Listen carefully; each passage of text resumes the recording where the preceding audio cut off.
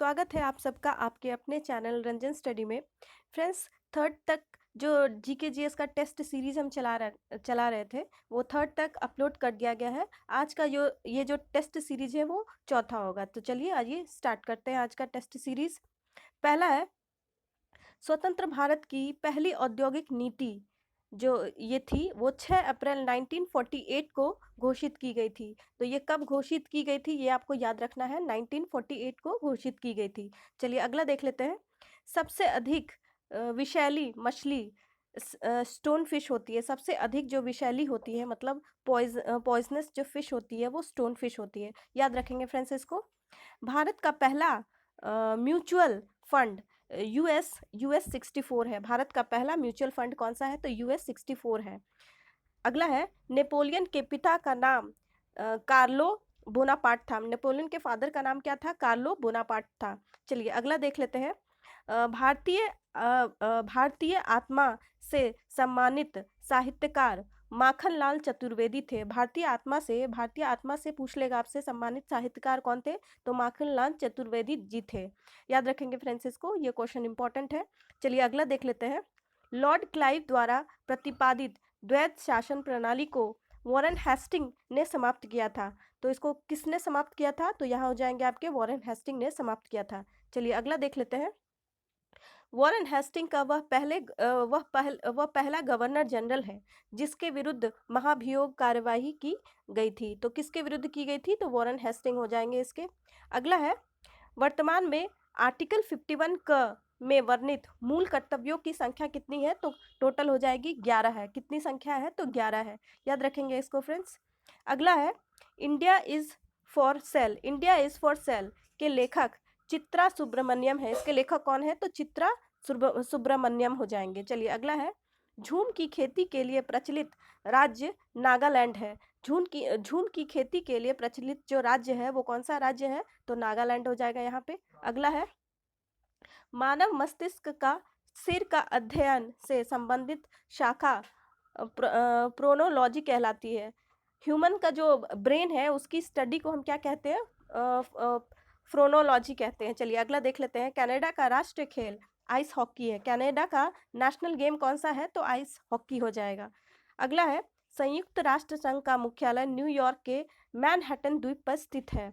संयुक्त राष्ट्र का मुख्यालय मतलब हेडक्वार्टर्स यहाँ पे पूछ रहा है, न्यूयॉर्क के कहाँ पे है? तो मैनहट्टन द्वीप पर है। चलिए अगला है, हड़प्पा कालीन स्थल धौलावीरा गुजरात राज्य में है। हड़प्पा स्थित जो स्थल है धौलावीरा ये कहाँ है? तो गुजरात में है। अगला देख लेते हैं।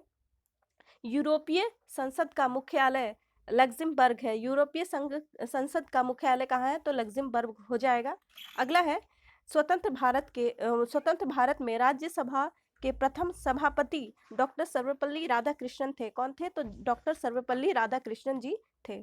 चलिए अगला देख लेते हैं। नेक्स्ट है, लॉर्ड लिट्टन ने 1 जनवरी 1879 को महारानी विक्टोरिया को केसर हिंद की उपाधि से सम्मानित किया था। तो किससे सम्मानित किया था महारानी विक्टोरिया को? तो केसरी हिंद की उपाधि से सम्मानित किया गया था। फ्रेंड्स, अगर आपने हमारे वीडियो को सब्सक्राइब नहीं किया है तो प्लीज़ से सब्सक्राइब कर लीजिए और अपने फ्रेंड्स के पास शेयर कर दीजिए ताकि आपके पास हमारा ये नोटिफिकेशन तुरंत पहुंच जाए और आप बहुत ही कम समय में इसका रिवीजन कर सकें। तो चलिए अगला देखते हैं। आधुनिक राष्ट्रवाद का पैगंबर अरविंद घोष को कहा जाता है। आधुनिक राष्ट्रवाद का पैगंबर किसे कहा जाता है? तो अरविंद घोष को कहा जाता है। किसको कहा जाता है? अरविंद घोष को कहा जाता है। चलिए अगला है, बीरबल का वास्तविक नाम क्या था? तो बीरबल का वास्तविक नाम हो जाएगा महेश दास। बीरबल का वास्तविक नाम क्या था फ्रेंड्स? तो महेश दास हो जाएगा। अगला है, नोबेल पुरस्कार प्राप्त करने वाले प्रथम भारतीय रविंद्रनाथ टैगोर 1913 थे। नोबेल पुरस्कार प्राप्त करने वाले पहले भारतीय कौन थे? तो रविंद्रनाथ टैगोर जी थे। और इनको कब मिला था नोबेल पुरस्कार? तो 1913 में मिला था। किसको? रविंद्रनाथ टैगोर जी को। चलिए अगला देख लेते हैं। भारतीय संविधान संशोधन प्रक्रिया दक्षिण अफ्रीका से ली गई है। तो भारतीय संशोधन जिसको हम अमेंडमेंट कहते हैं इंग्लिश में, ये जो प्रोसेस है वो कहाँ से लिया गया है? तो दक्षिण अफ्रीका से लिया गया है। याद रखेंगे इसको फ्रेंड्स। अगला है, गुरु अर्जुन देव को जहांगीर ने फांसी दी थी। तो गुरु अर्जुन देव को जहांगीर ने फांसी दी थी। किसने दी थी? तो जहांगीर ने फांसी दी थी। इसको याद रखेंगे फ्रेंड्स। ये क्वेश्चन आपका बहुत वीवीआई हमेशा पूछता है ये क्वेश्चन। अगला है, मरणोपरांत भारत रत्न से सम्मानित होने वाले प्रथम व्यक्ति लाल बहादुर शास्त्री जी थे। तो मरने मरने के बाद जिसको सबसे पहले भारत रत्न से सम्मानित किया गया था, तो वो कौन थे? तो लाल बहादुर शास्त्री जी थे। अगला है बेस्ट बेकरी हत्याकांड गुजरात से संबंधित है। तो बेस्ट बेकरी पूछ लेगा कि बेस्ट बेकरी हत्याकांड जो है वो किस राज्य से संबंधित है? तो गुजरात राज्य से संबंधित है। अगला है थल समीर तथा समुद्र समीर बनने का कारण संवहन है। तो इसका बनने का क्या कारण है? तो संवहन हो जाएगा। अगला है एवरेस्ट पर चढ़ने वाला प्रथम नेत्रहीन एरिक बिन मेवर है। अ, एरिक बिन मेवर है। तो सबसे पहला एवरेस्ट पे चढ़ने वाला नेत्रहीन पूछा है यहाँ पे फ्रेंड्स, इसको याद रखेंगे।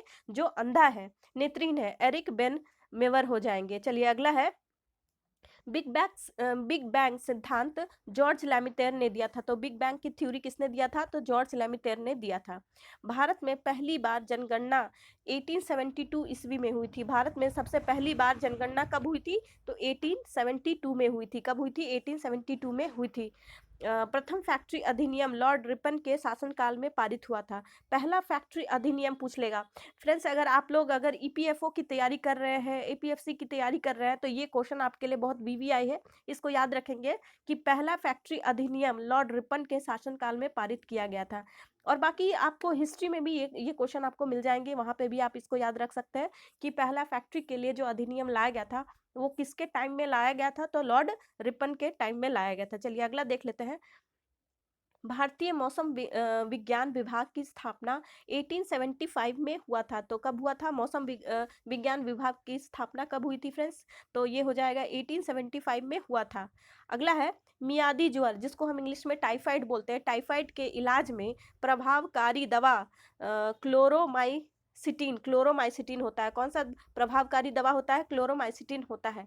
अगला है केंद्रीय असेंबली में बम भगत सिंह तथा बटुकेश्वर दत्त ने फेंका था। तो सेंट्रल असेंबली में बम किसने फेंका था? तो भगत सिंह और बटुकेश्वर दत्त ने फेंका था। चलिए अगला है पिग्मी जनजाति का निवास क्षेत्र कॉन्गो बेसिन है। तो पिग्मी जनजाति है वो कहाँ पाए जाते हैं? तो कॉन्गो बेसिन में आपके पाए जाते हैं। पिग्मी जनजाति जो है वो कॉन्गो बेसिन में पाए जाते हैं। अगला है वर्णांता से संबंधित लाल और हरा रंग है। वर्णांता से संबंधित कौन सा रंग है? लाल और हरा रंग।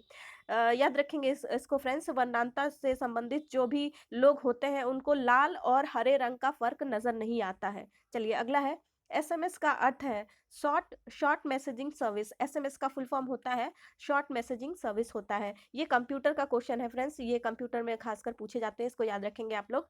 चलिए अगला है पुस्तक मिक्की माउस वॉल्ट डिज्नी की कृति है। पुस्तक जो है मिक्की माउस उसको किसने लिखा है? तो वॉल्ट डिज्नी ने लिखा है। किसने लिखा है? वॉल्ट डिज्नी ने लिखा है। अगला है पोलियो टीके का अन्वेषण जॉन ई साल्क ने किया था। पोलियो टीके का अन्वेषण किसने किया था फ्रेंड्स? तो जॉन ई साल्क ने किया था। अगला है नॉर्दर्न रोडेशिया का नया नाम जाम्बिया है। रोडेशिया का नया नाम क्या हो गया? जाम्बिया हो गया है। अगला है वॉइस मेल का आविष्कार गॉर्डन मैथ्यूज थे। वॉइस मेल के आविष्कारक कौन है? तो गॉर्डन मैथ्यूज थे। अगला है सुंदरवन का मैनग्रोव डेल्टा पश्चिम बंगाल में पाए जाते हैं। सुंदरवन का मैनग्रोव जो डेल्टा है वो पश्चिम बंगाल में पाए जाते हैं। अगला है मानव शरीर में ऑक्सीजन की प्रतिशतता 65% होती है।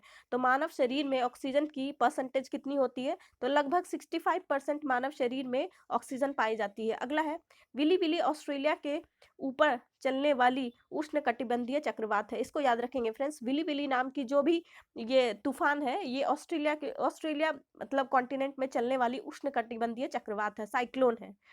अगला है व्हाइट पर्वत संयुक्त राज्य अमेरिका में स्थित है। व्हाइट माउंटेन जो है वो कहाँ है? यूएसए में है। कहाँ है? यूएसए में स्थित है। अगला है धुआंधार जलप्रपात नर्मदा नदी पर अवस्थित है। तो धुआंधार जलप्रपात आपके कहाँ है? ये वाटरफॉल कहाँ है? तो नर्मदा नदी पे है। धुआंधार वाटरफॉल कहाँ है? तो नर्मदा नदी पे अवस्थित है। अगला है कल्प योजना प्रारंभिक शिक्षा से संबंधित है। पूछ लेगा आपसे कि कल्प योजना क्या है? तो ये मतलब प्राइमरी एजुकेशन से रिलेटेड है। कल्प योजना क्या है? तो प्राइमरी एजुकेशन से रिलेटेड है। अगला है कलकत्ता स्टॉक एक्सचेंज की स्थापना 1907 में हुई थी।